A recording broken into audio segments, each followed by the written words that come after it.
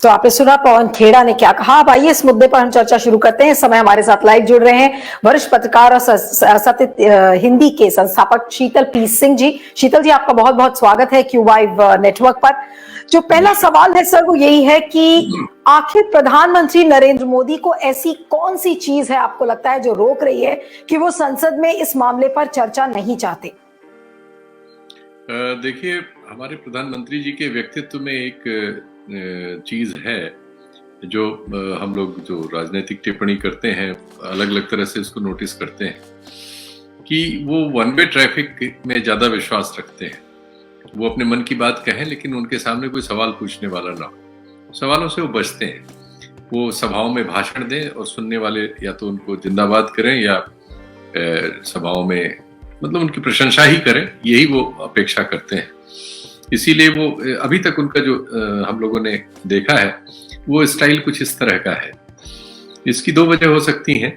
एक जो उनके व्यक्तित्व में ये था कि उन्हें लगता था कि वो प्रधानमंत्री बनेंगे तो देश की समस्याओं को चुटकी बजाएंगे और सब हल हो जाएंगी।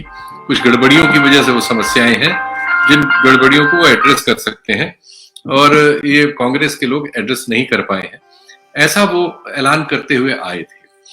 उन्होंने ऐसी कुछ पहलें की, ऐसी कोशिशें की, लेकिन राजनीति और देश का संचालन और खासकर अंतर्राष्ट्रीय रिश्ते ये बहुत दीर्घकालिक समझदारी भरे अनुभव से और समझदारी भरे प्रोग्राम से फ्यूचर के चलते हैं।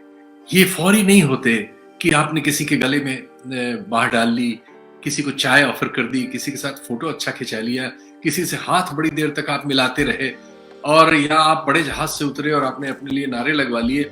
ये फैसले उनसे नहीं होते।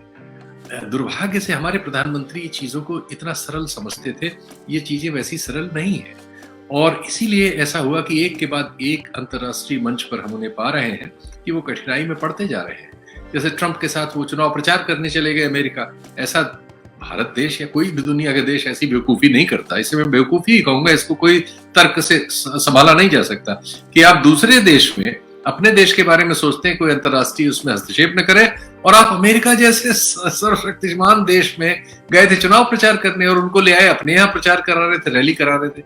ये कोई राजनय नहीं है और वो चुनाव हार गया, दूसरा प्रशासन आ गया।